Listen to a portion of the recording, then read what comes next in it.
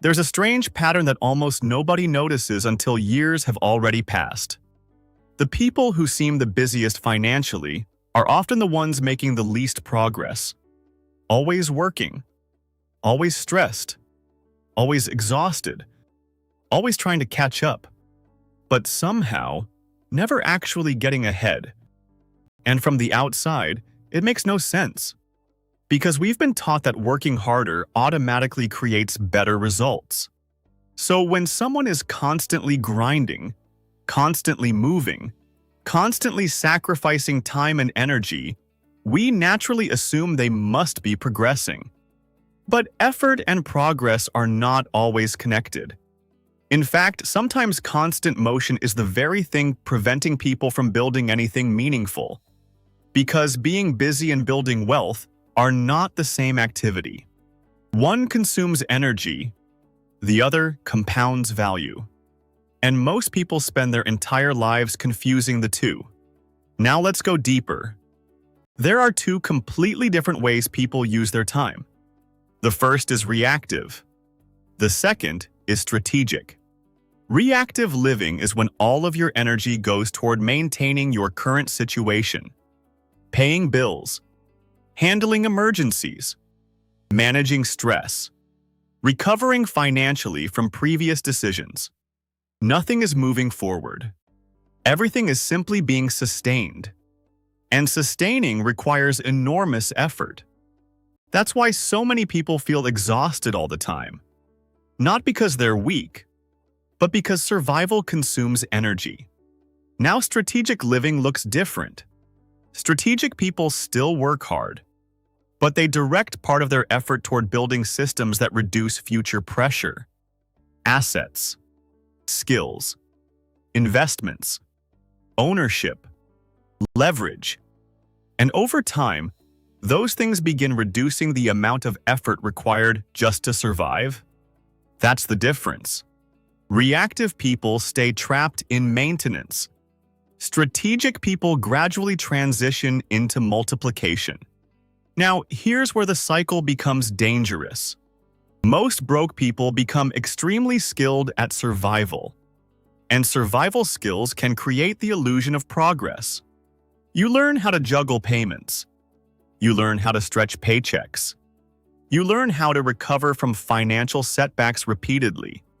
You become efficient at staying afloat. But staying afloat is not the same as moving forward. And because survival takes so much focus, people rarely stop long enough to examine the system itself. They just keep pushing harder. Now imagine someone working 50 or 60 hours a week. They're constantly busy. But every dollar they earn is already assigned somewhere. Rent, car payment, debt, insurance, food, subscriptions, unexpected expenses.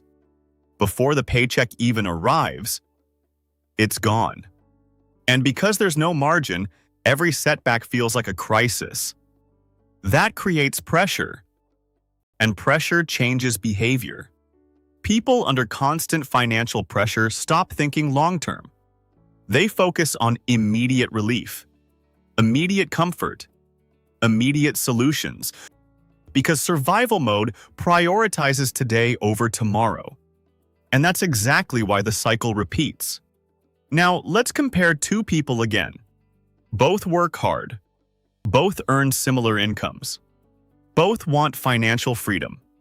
But one person uses every increase in income to improve lifestyle. The other uses part of every increase to build assets. At first, the difference looks small, almost irrelevant. One person drives a nicer car. The other invests more consistently. One upgrades lifestyle.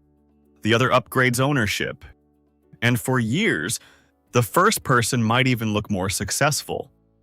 But eventually, something changes. The person focused only on lifestyle reaches a ceiling. Because consumption always resets.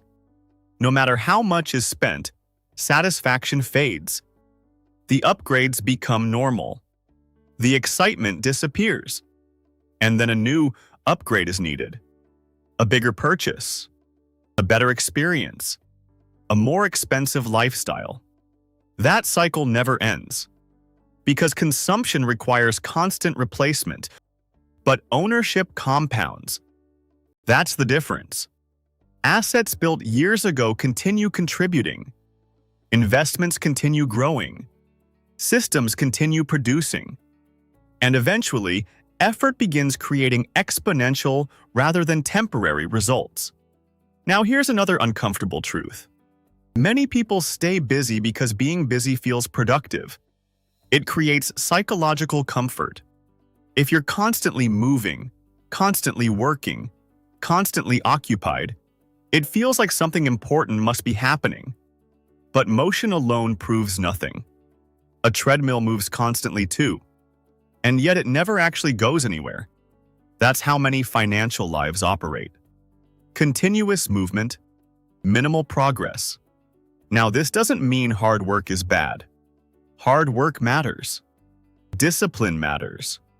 Consistency matters. But effort without direction becomes exhaustion. Direction is what transforms effort into results. And direction requires clarity. You have to understand the difference between activities that maintain life and activities that build freedom, because they are not always the same thing. Now let's talk about time. Time is the most misunderstood financial asset in existence. Most people sell nearly all of it immediately. They exchange it for income and then spend the income quickly, which means both the time and the money disappear. Nothing remains. But wealthy people often use time differently. They convert temporary effort into long-term assets. That's why leverage matters so much. Leverage allows effort to continue producing results after the initial work is complete. Without leverage, income stops when effort stops. With leverage, progress can continue beyond direct labor. Now imagine two people over 20 years. One spends 20 years trading time directly for survival. The other spends 20 years gradually building systems alongside their work. At first, their lives look similar. But time amplifies structure. And eventually, amplification creates separation. One person still has to work constantly just to maintain stability. The other has built layers of support, assets, investments, cash flow, ownership. And now, the second person experiences something the first person rarely feels: breathing room, options, flexibility, the ability to think strategically instead of reactively. That changes everything. Because once pressure decreases, decision quality improves. People stop making desperate choices. They stop optimizing for short-term relief. They start optimizing for long-term outcomes. And long-term thinking is where wealth is actually built. Now, here's the biggest misunderstanding of all. Most people think financial freedom comes from making a lot of money. But often, it comes from reducing dependence, reducing unnecessary obligations, reducing lifestyle pressure, reducing financial fragility. Because every obligation consumes future income, and every reduction creates space. Space to build, space to think, space to grow. That's why wealthy people often appear calmer financially, not because they never work, but because their life isn't held together entirely by constant labor. Their systems support them. Their assets support them. Their structure supports them. And structure changes everything. Now, here's where people begin transforming their financial life.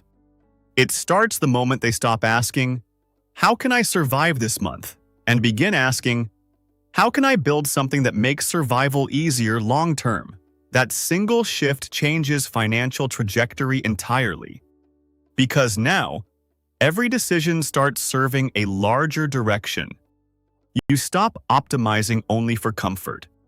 You start optimizing for leverage, for ownership, for flexibility, for freedom. And freedom is built gradually, quietly, repeatedly, through intentional decisions compounded over time, not through one lucky moment, not through appearance, not through constant busyness, but through strategic construction. Now imagine reaching a point where your life no longer depends entirely on your next paycheck, where part of your financial progress happens automatically, where assets contribute, where pressure decreases, where your future feels more stable, not because you work harder, but because you built smarter. That's when the cycle finally begins to break. And that's what most people are actually searching for. Not endless luxury, not constant upgrades, but relief from pressure, relief from fragility, relief from living in permanent reaction mode. And that relief comes from structure, from leverage, from ownership, from building something that outlasts effort alone.